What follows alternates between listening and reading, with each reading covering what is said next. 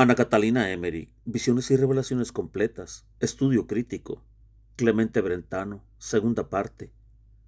Asimiló las doctrinas racionalistas de su época, viajó mucho, vivía con el ánimo insatisfecho, le hastiaba la vanidad del mundo, sentíase angustiado, deseoso de liberación, buscaba una verdad que le satisfaciera, como todas las grandes almas, a semejanza de San Agustín en el siglo V y el de Pieter van der Meer en el siglo XX. La vinculación con la estigmatizada de Dulmen cambió radicalmente el alma de Brentano. Él mismo lo ha confesado. Reconoció sus pecados, se humilló y entró contritamente en la Iglesia católica. La influencia de Ana Catalina debió haber sido tan profunda como la que han ejercido los santos en las almas de sus conversos. Cuántas veces él presenció su éxtasis, cuántas la asistió en sus agonías, en sus más acerbos dolores, aun después que todos la habían abandonado. Él vio sus lágrimas, oyó sus oraciones, conoció su alma sujeta voluntariamente a la expiación por amor a Cristo, comprendió la excelencia del sacerdocio, la extensión de la Iglesia, el amor incomprensible de Dios por los hombres, hasta el punto de desear la vida religiosa como la más perfecta. Abandonó el arte profano para seguir el arte sagrado y la ascética. Murió purificado, dedicado a la piedad y al ordenamiento de los testimonios que le había legado la vidente. ¿Cómo no iba a tener autoridad un hombre de esa clase? Añadamos un argumento decisivo. La autoridad eclesiástica había nombrado a 3 personalidades para el estudio del aspecto teológico que presentaba Ana Catalina. Clemente Augusto de Drosde, Bischering, vicario general de Münster, el deán Bernardo Oberberg y el profesor Druffel, consejero de medicina. La misma autoridad, representada por tan ilustres sacerdotes, dice el padre Guillermo Juneman, fue la que designó al ilustre escritor Clemente Brentano para apuntar las visiones de Ana Catalina.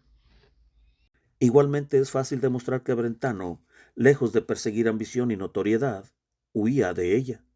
Ya tenía fama nacional, sus méritos de gran poeta y dramaturgo estaban sólidamente asentados, no le faltaba dinero, por otro lado. No hizo negocio con las ediciones. Ana Catalina falleció en el año 1824 y las primeras visiones que se publicaron en 1833 se referían nada más que a la pasión de Jesús. El resto, el gran conjunto de visiones, lo fue preparando pacientemente, documentándose en textos antiguos y códices, porque deseaba anotarlas seriamente. Dejó casi concluida esta labor y murió en el año 1842, sin publicarla, tarea que debió realizar más tarde el padre Schmoyer. Como se ve, no podía ser ni la ambición ni la notoriedad, ni menos la codicia, lo que lo impulsaba. Un hombre célebre como Brentano, solicitado a los centros artísticos y sociales de Berlín, no permanecería 6 años en una pobre aldea, copiando visiones con el solo fin de conquistar una gloria quimérica. Y si al principio pudo aspirar a esa curiosa notoriedad, todo hubo que disiparse a medida que penetraba en el santuario invisible y misterioso de Dios y de la comunión de los santos, que hizo un día escribir al antiguo racionalista. La Iglesia es infinitamente más que un conjunto de hombres que piensan de la misma manera.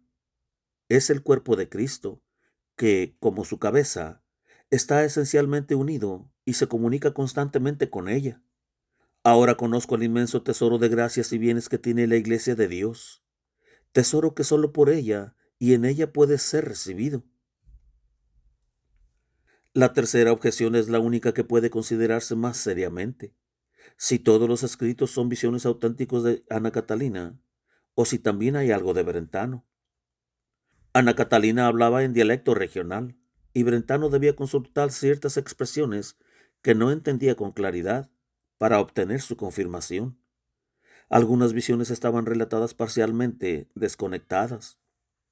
Era menester unirlas, darles forma y estilo. Otras veces había que completar los cuadros, e interrogaba el copista a la vidente, cuando se hallaba en estado normal, acerca de las escenas que había presenciado en éxtasis. En ocasiones Brentano solo podía reconstruir la escena cuando ella la describía de nuevo. y lo que no percibía en una visión, lo percibía en otra, como ocurrió con la extensa vida de Jesucristo, porque en cada éxtasis veía algo nuevo o recordaba pormenores significativos. Con todo, había momentos en que la vidente, a causa de su extrema postración física, veía algo confusamente, olvidaba nombres, circunstancias y, a veces, el sentido de los sucesos trascendentales. Ella decía lo que veía y oía, tal como lo entendía. Y cuando no le veía, ni oía, ni entendía con claridad, también lo declaraba ingenuamente. Algunos cuadros importantísimos quedaron inconclusos, como aquella visión de la Catedral de San Pedro, en la época del Anticristo, donde ilustres personas señalan un pasaje de la Biblia que la vidente no recuerda. Para esta labor ardua, dificilísima, se requería una pluma de un escritor de talento e imaginación, que captara las resonancias misteriosas del mundo invisible. Respecto de las dificultades con que tropezaba el escritor para coordinar y redactar dignamente, conviene tener en cuenta el elevado juicio que emitió Dom Guéranger en el año 1860, cuando se publicó la versión francesa. He dicho que la vida de Jesús me ha parecido aún más extraordinaria que la amarga pasión y la vida de la Virgen. Y no dudo que esta idea será compartida por todos aquellos que piensan en la imposibilidad en que se encontraría cualquier escritor si tuviera que narrar día por día, con igual interés y con la más grande verosimilidad, la vida de una persona, aun concedido que le fuera sumamente amada y grandemente estimada. El padre Smueller, que tuvo en sus manos originales manuscritos, había hecho ya una cuidadosa revisión, desechando aquello que le parecía ambiguo o que pudiera haber sufrido modificaciones. Dijo que Brentano había trabajado con honradez, tratando de mantener siempre la fidelidad del dictado, y reconoció que poseía la rara sinceridad y la fuerza de ánimo necesaria para conservarlo todo intacto y sin el mínimo cambio de variaciones, para que tanto sus lamentaciones cuanto sus alabanzas sirviesen de testimonios en favor de la sierva de Dios. Se alegará que a veces Brentano no copiaba exactamente las mismas palabras, o que alteraba o sustituyera los términos. Si esto ocurriera, debemos admitir, en tal caso, que hubo respetado el sentido de la visión sin detrimento de la verdad. Nosotros sabemos que lo que vale no es la letra, sino el espíritu, la significación. Si un hecho no está descrito con las palabras originarias, pero expresan lo mismo, vale, en sustancia, tanto como el relato original. Si además está expresado en atractivo estilo, gana el conjunto en eficacia. Los 4 autores de los evangelios consignan la doctrina de las obras de Jesús con distintas frases. ¿Vamos a sostener por eso que no dicen lo mismo?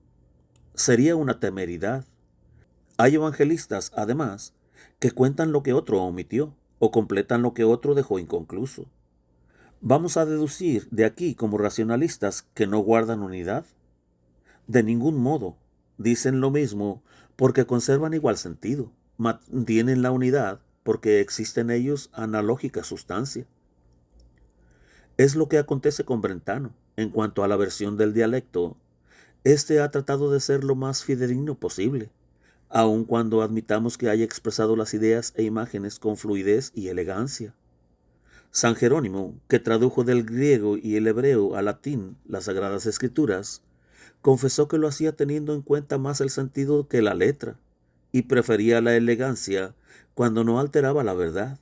Dijo: no debemos traducir palabra por palabra, a fin de que mientras seguimos las sílabas no perdamos la inteligencia.